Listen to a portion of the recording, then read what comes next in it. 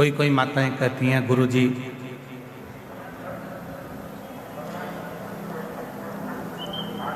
भगवान तो हमारी सुनता ही नहीं है, हम तो भगवान को रोज जल भी चढ़ाते हैं, आराधना भी करते हैं, साधना भी करते हैं, पूजन भी करते हैं, तो भी शिव हमारी बात नहीं सुनता। हमारा निवेदन है, शिव ने कितनी सुंदर संसार की रचना करी है, ये विचार करिए।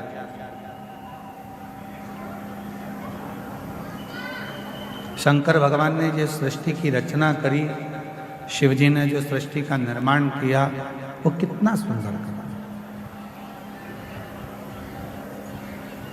फूलों में परमात्मा कीड़े दे देता है।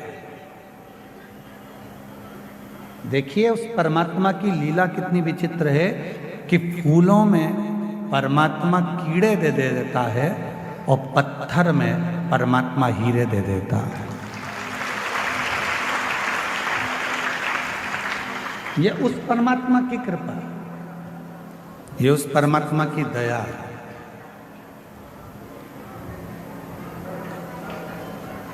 जिसने ज्यादा संघर्ष किया है, बहुत मेहनत करी है, बहुत परिश्रम किया है, परिश्रम में लीन है, संघर्ष में लीन है, पत्थर जैसा मजबूत हो गया है, तो एक ना एक दिन मेरा भोलेनाथ उसकी जिंदगी में ऐसी तरक्की कराता है कि हीरा जैसा उसको बना देता है। हीरे जैसा।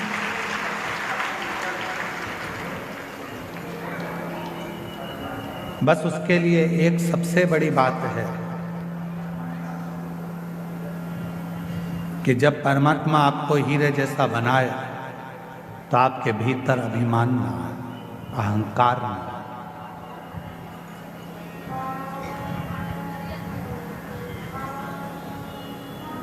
आपके भोजन करने से, अगर आपके भोजन से किसी के मुख में पानी आ रहा है तो आपका भोजन करना बेकार है।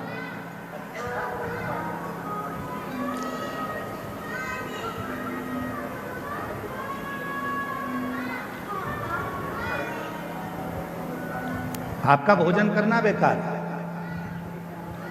आपके भोजन करने से यदि किसी के मुख में पानी आ रहा है तो आपका भोजन करना बेकार है, और यदि आपके बोलने से किसी की आंख में पानी आ रहा है तो आपका बोलना भी बेकार है।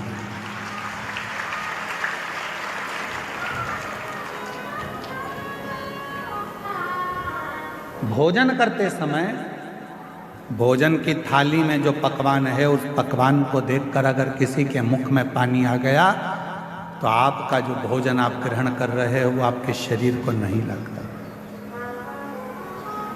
वो आपके शरीर को नहीं लगता।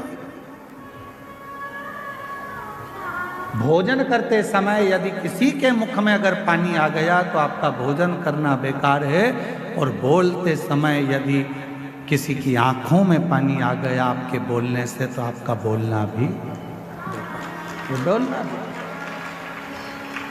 फिर वो बोलना आपका बेकार है कि आपने क्या बोल दिया, क्या ऐसा प्रसंग कर दिया, क्या आपने कह दिया कि उसकी आंख में आंसू आ गए, उसके नैनों में जल भर गए, उसके नैनों में अश्रु आ गए।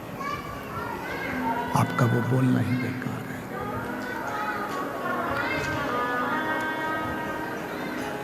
शिव महापुराण की कथा में, भगवान शंकर के पवित्र चरित्र में, शिव जी की पवित्र कथा में प्रसंग आता है। भगवान शंकर की कथा में बड़ा सुंदर एक प्रसंग आता है।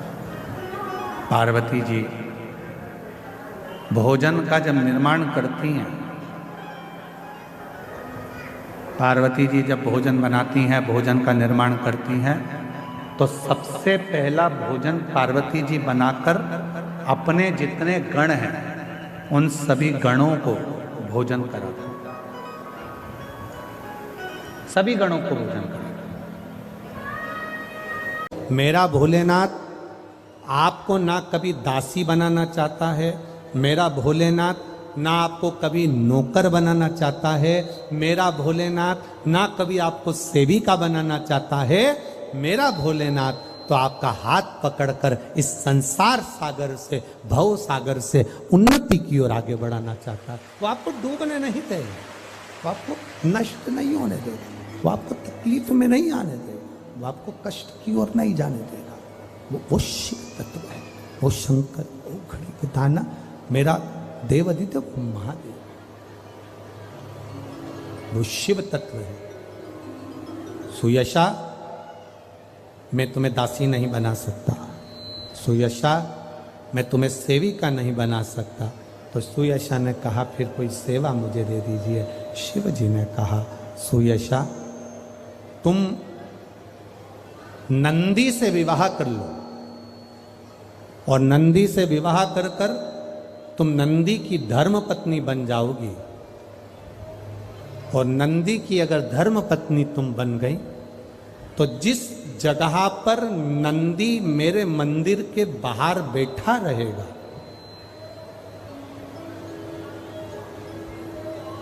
नंदी जिस जगह पर मेरे मंदिर के बाहर बैठा रहेगा, सुयशा उसके कर्णों में, कर्णों के करीब में तू स्वयं विराजमान रहेगी। सुयशा, जब कोई नारी, जब कोई पुरुष, जब कोई बच्चा, जब कोई बुजुर्ग, जब कोई भी संसार सागर में रहने वाला मानव मेरे मंदिर में आएगा और नंदी के कान में कुछ कहकर जाएगा, तब तू उसको सुनकर माँ पार्वती से कहेगी। और पार्वती जब मेरे साथ प्रतिदिन प्रदोष काल में, प्रदोष के समय, शाम के समय भ्रमण पर जब पार्वती मेरे साथ जाएगी, तो पार्वती मैया जिसके सामने नंदी को रोक देगी, मैं उसके ऊपर कृपा करते हुआ चले जाऊंगा। ये हमारा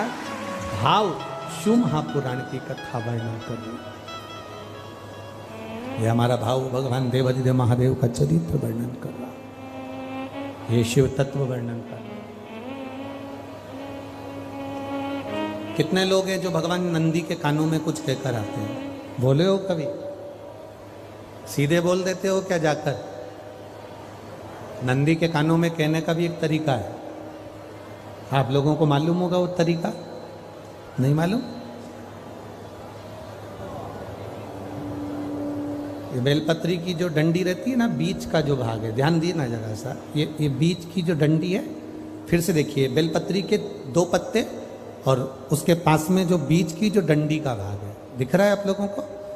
ये 2 डंडी, ये बीच की 2 पत्ती और उसके बीच में जो 2 डंडी का भाग होता है। जब हम देवादिदेव महादेव से कोई बात कहने वाले होते हैं ना कि बाबा बहुत दुखी हूँ, बाबा बहुत तकलीफ चल रही है, बाबा मैंने एक कंपटीशन एग्जाम में परीक्षा दी है, बाबा मेरे जीवन में ये तकलीफ हो रही है बाबा, तब इस बेलपत्री की जो ये डंडी होती है, इस उंगली से, इस अंगुष्ठ से इस डंडी को पकड़ा जाता है और बाबा के कर्ण में कहने से पहले ये हाथ को नंदी के ऊपर रखकर फिर हम बाबा के नंदी के कानों में कहते हैं, और चलते समय इस बेलपत्र को अशोक सुंदरी की जगह पर चढ़ाकर वापिस सजाते हैं। देवादिदेव महादेव को पार्वती की बात मानना ही पड़ती है और वो कहना ही पड़ता है।